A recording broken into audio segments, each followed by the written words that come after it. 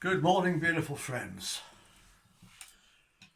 I want to talk to you today about the Great Reset. Who caught Gerald Batten last night on Hearts of Oak? On the Hearts of Oak YouTube channel. If you missed it, then I seriously suggest you dig it out and watch it. It's brilliant. I took a few notes. And I've done a bit of research this morning on some of the things he said. And I just want to read, I'm going to start off just by reading the notes that I made. The Great Reset is not a conspiracy theory. It's conspiracy fact. You can read all about it on the World Economic Forum's website, and I'm going to put the link below in the description, and also to everything else that I'm talking about.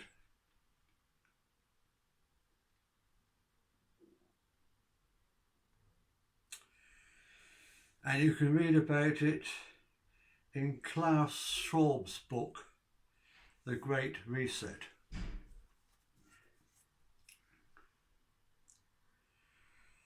Klaus Schwab, a German who was, he's an old man now, he grew up in the 1930s in Germany. So it's got to affect you, hasn't it? It's got to affect you. Founder member and now executive chairman of the World Economic Forum. So this guy's not just talking out of his arse.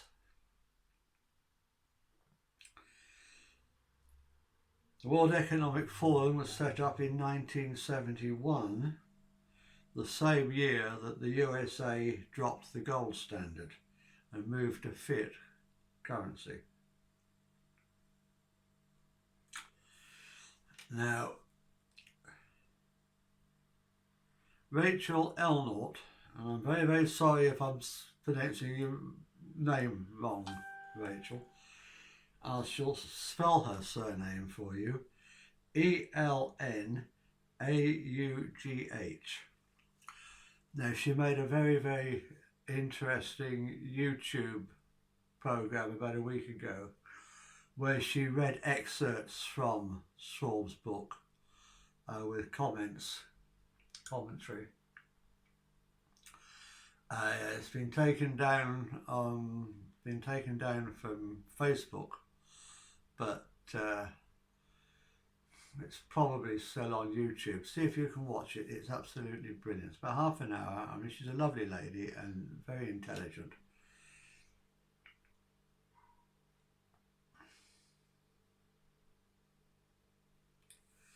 So none of this is theory. They've come out with it. It's public.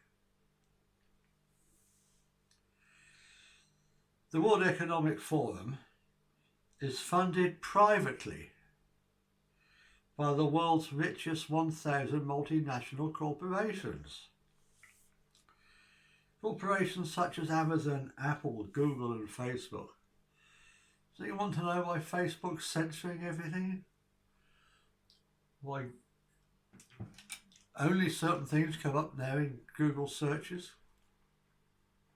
Because they're in on it. Follow the money. The whole thing is corrupt as hell. So what do they want? No national borders. This is the usual globalist nonsense. No national borders, no regulations for multinational companies, and the ability to move workers around to get the cheapest labour. Their agenda is to destroy small and medium-sized businesses, and that's what we're seeing now with the overreaction to the bogey bug and all the lockdowns.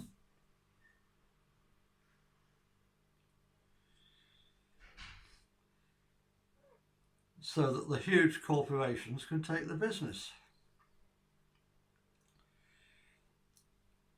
And that is exactly what's happening due to the lockdowns. This is what I've written here. So how are they persuading so many national governments to destroy their own economies? Well, there's two answers to that. Firstly, the politicians are on the take. All this is organised through the Bilderberg group anyway.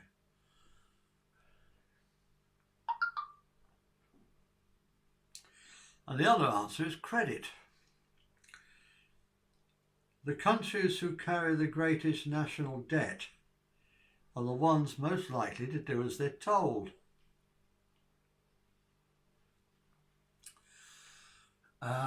In my book, Rupert Murdoch's Hitmen, I've got a whole chapter in there about economic hitmen. It's a real thing. These people who are employed,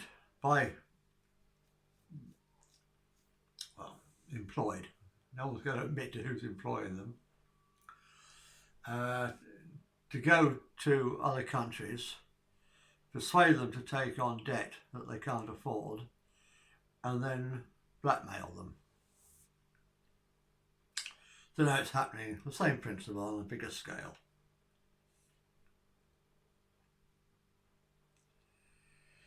One of the corrupt companies that's benefiting hugely from this lockdown, of course, is Cerco. It's just been given £12 million to run this track and trace fiasco in Britain.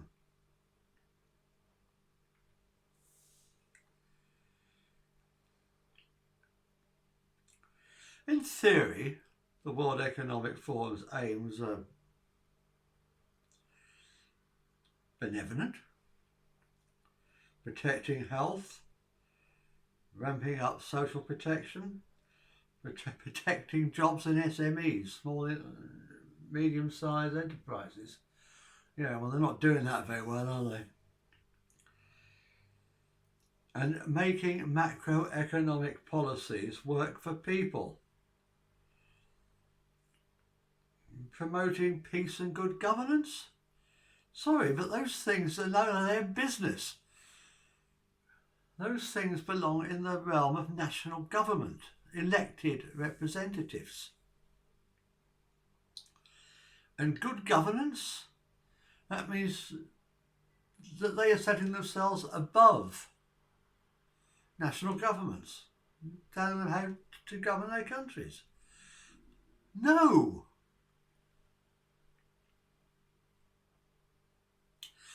Also involved in this conspiracy, fact, are the World Bank, IMF and the World Health Organization. And if you doubt any of that, look at their websites. They're quite open about it. It's not just conjecture. You can read it all on their websites, download it and print it out. These are not democratic institutions. Nobody elected any of these clowns. The United Nations have their Agenda 2130. They've had it since 1992.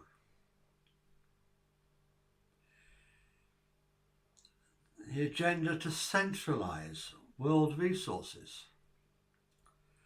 Centralise top-down control of the economy, ecology and equity. It's the New World Order. Don't care if you don't like that term because you think it's a conspiracy theory. It's fact. This is what Agenda 21, now extended to Agenda 2130 because they're running a bit behind schedule, largely due to Trump winning the American election 4 years ago. Let's put them back. These are globalist policies designed to introduce and bring about a totalitarian world government.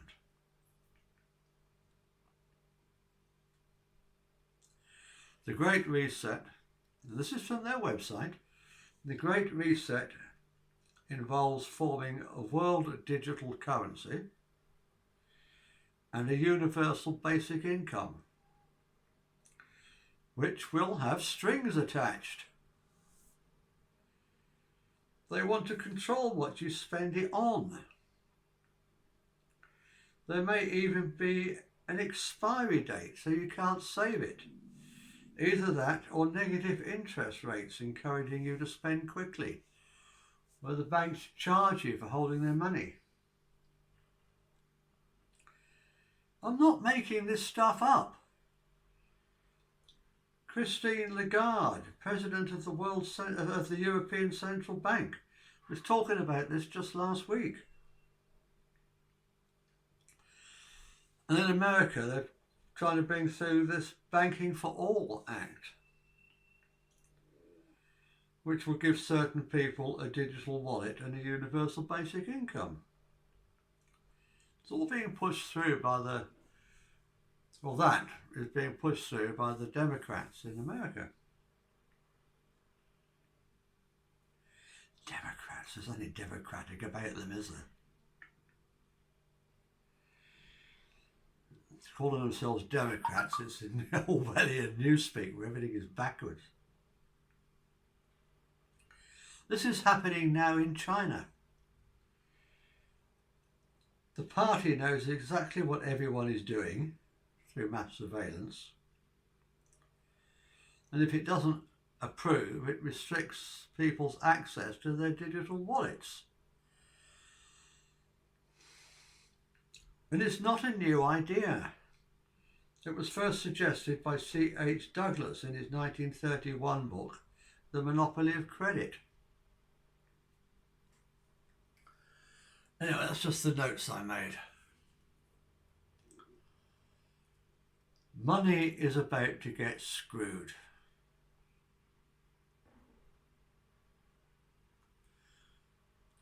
Right now, they're trying to stop you spending cash. Within a few months, they're going to control all the digital money. You spend stuff on your credit card, the bank knows what you've spent. If the bank's in bed with the government, or supranational bodies, like the ones we've just been talking about, which they are, the whole thing's being run by a banking cartel, don't forget.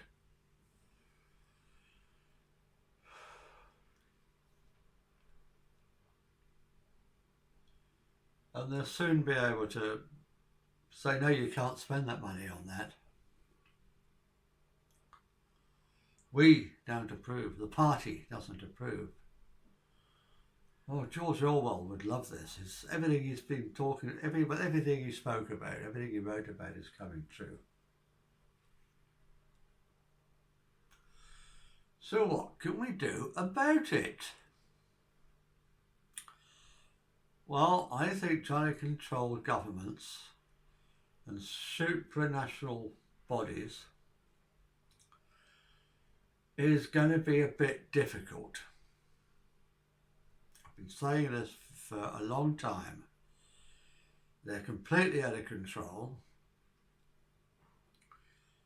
I mean, Boris Johnson doesn't want any of this stuff. You can see the look on his face when he brings in all these lockdowns and measures.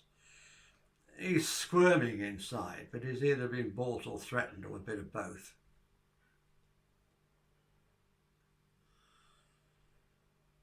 Probably a bit of both.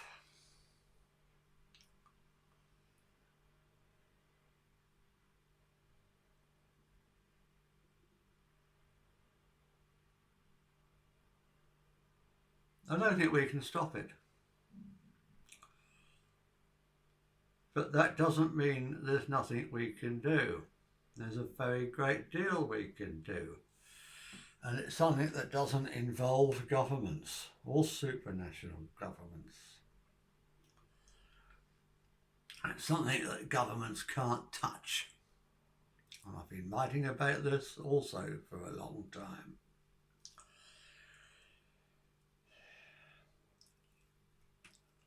if governments won't let us have free access to our money,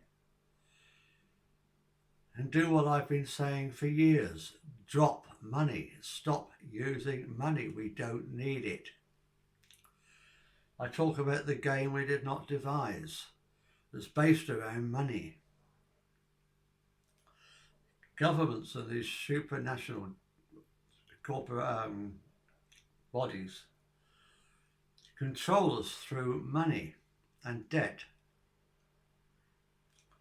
So stop using it and stop using the banks. I certainly won't pay the banks any negative interest.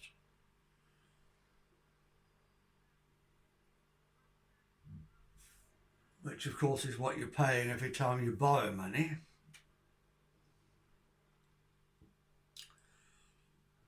I know they want to extend it, or they're going to want to extend it for when they borrow money from you, which is what's happening when you put money in the bank. They're borrowing money from you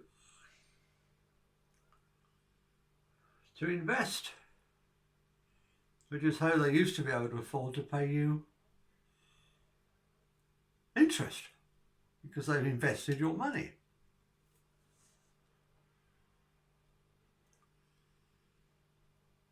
But of course all that got knocked on the head with the 2008 crash, which was engineered by the banks for this purpose.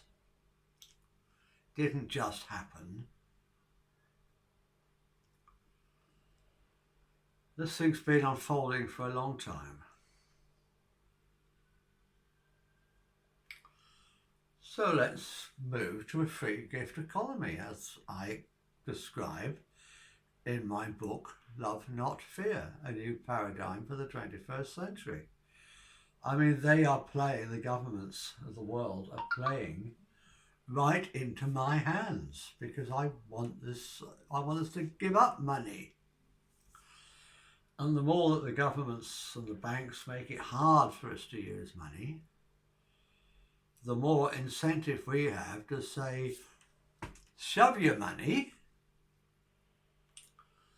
we don't need it. We can give and not count the cost. We can toil and not seek for any reward. Peer to peer. Just be generous. It just takes a mental shift. A little switch has got to activate. Throw that switch. Instead of thinking, how much can I get and how little can I give for it, or how little can I do for it? Flick the switch. How much can I give? How much can I do for others?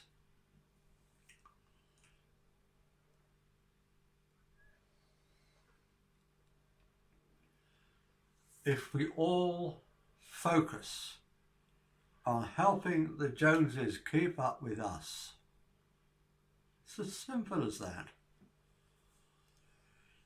We don't need bean counters, we don't need to keep score, we don't care who's winning and losing. That fear that somebody's getting one over on us is all part of the game. We are being controlled by fear. We've always been controlled by fear. Fear that someone's getting one over on us, that we're getting screwed. The fear of being screwed comes from meanness. Meanness comes from the fear of getting screwed. I don't know, it's all part of the same thing.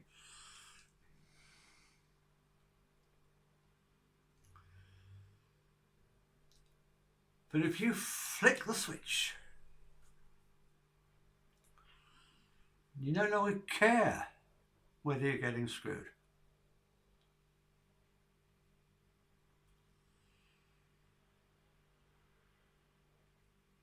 You want that?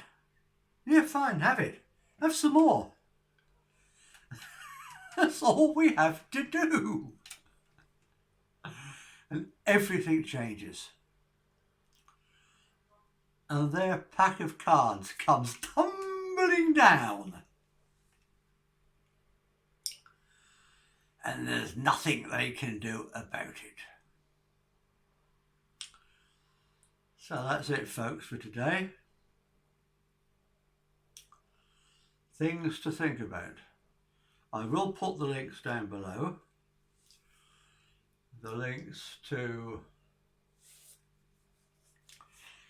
Gerard Batten's talk. The link to Rachel's talk, if I can find it on YouTube, if it's still there. The link to the International Monetary Fund and to Schwab's book, if I can find it. I'll put it all down below. It's a big thick book,